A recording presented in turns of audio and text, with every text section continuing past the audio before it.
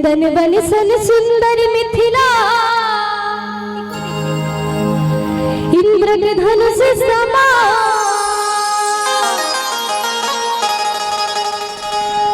कालिदास मंडन के घर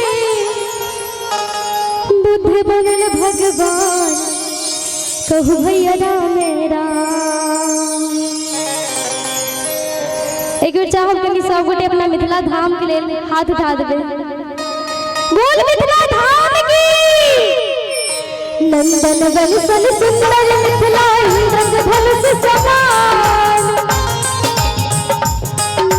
नंदन वन सन सुंदर मिथिला इंद्र के धनुष समान।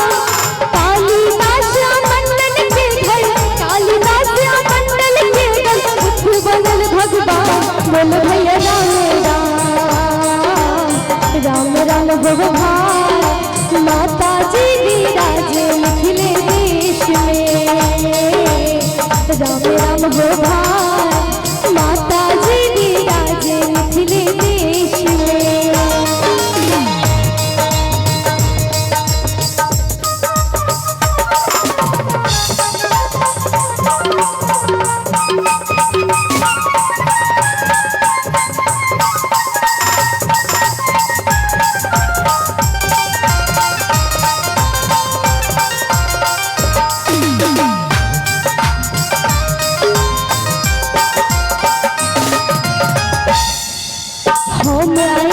हमने मांगी मंगनी के वरदान।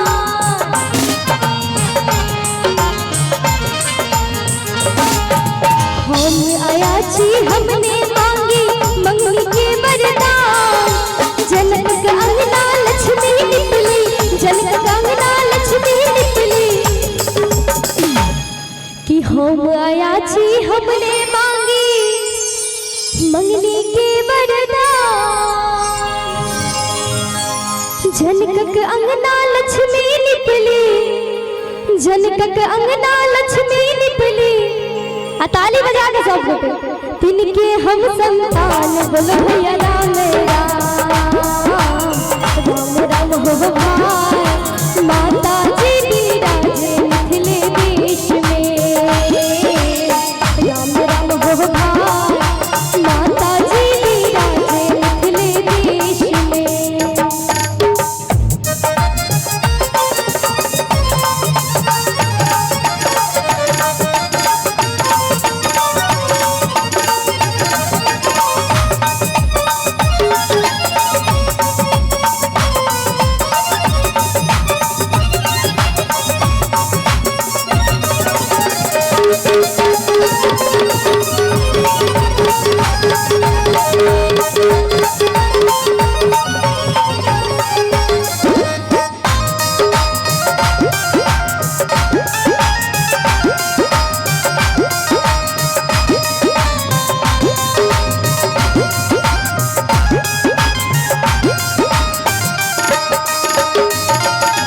अपना प्रेमेश्वर को जीतल उगना बनल महेश।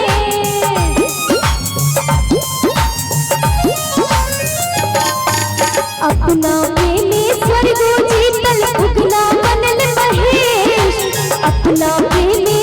को जीतल उगना बनल महेश कि अपना प्रेमेश्वर को जीतल उगना बनल महेश। अखनो कोकिल पंचम गावे अखनो कोकिल पंचम गावे विद्यापति के देश बोलो भैया राम राम हो भगवान। माता जी विराज मिथिले देश में राम राम हो भगवान।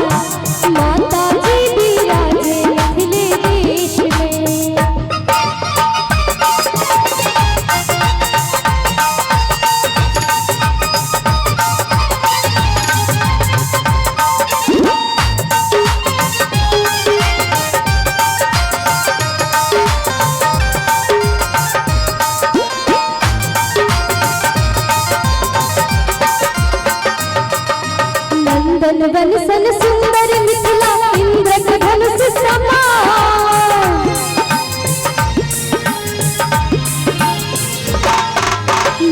वन सन सुंदर मिथिला इंद्र धनुष समान।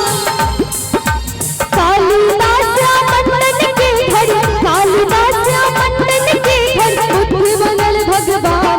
बोलो भैया